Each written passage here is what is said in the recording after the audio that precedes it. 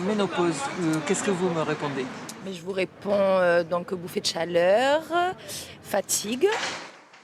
Les troubles de la ménopause apparaissent pour 70% des femmes vers la cinquantaine. Le feu de chaleur, oui. Oui, si vous en avez. C'est par période. Il y a des périodes où j'en ai pas du tout, et des périodes où ça...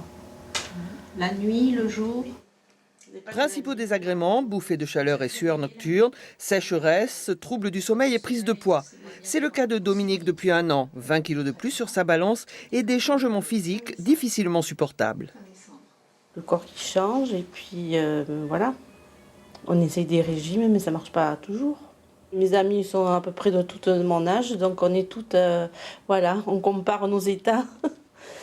Suivant, on discute de ça, oui, c'est vrai. Chacune donne des conseils, à essayer des tisanes. Il y a à peu près 2 tiers des femmes qui présentent des symptômes, au moins. Il y a au moins sur ces 2 tiers, un cinquième qui est très nettement gêné. Et les autres gèrent la chose en fonction de leurs difficultés. L'intensité et la durée des symptômes sont variables suivant les femmes. Et une récente étude montre que l'inconfort dure en moyenne 7 ans. Un certain nombre de solutions existent, des alternatives naturelles à base de plantes, en passant par la relaxation, l'acupuncture et bien sûr les médicaments.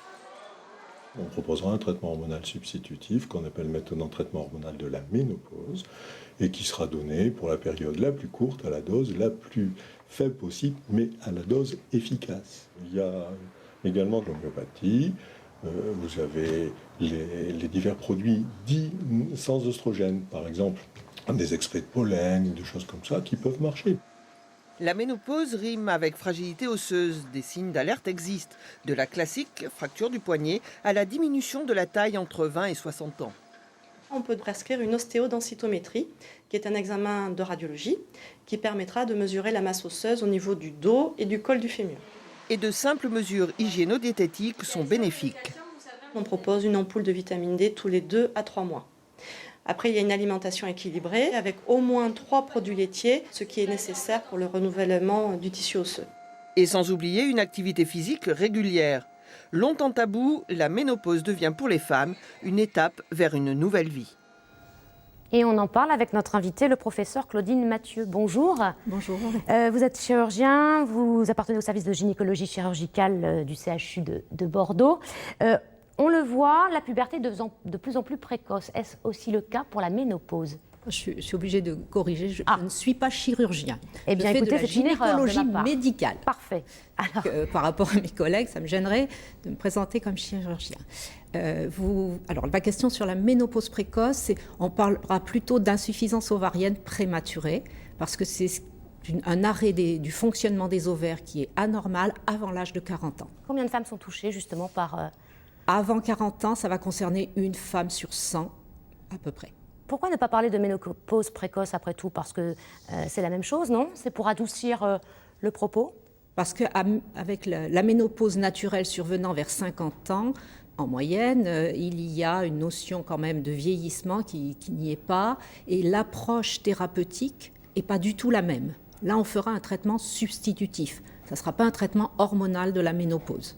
Là encore, le choc psychologique peut être important chez ces jeunes femmes ? Oui, parce que cela les prive de toute possibilité de grossesse avec ovulation, leur propre ovulation, et donc recours aux dons de gamètes, aux dons d'ovocytes. D'une manière générale, pour celles qui approchent la cinquantaine, à partir de quand peut-on dire voilà, je vais découvrir ou rencontrer la ménopause ?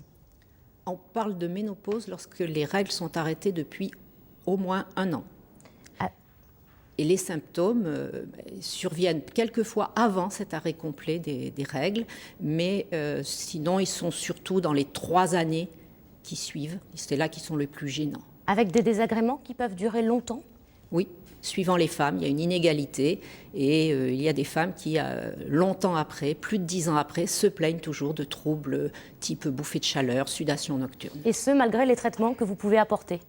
Ces traitements ont une durée limitée en principe. Comme le disait le docteur Boutet, la Haute Autorité de Santé recommande des traitements à la dose minimale efficace et la durée la plus courte possible. Merci, professeur, pour ce décryptage sur la ménopause. Merci à vous. Je vous...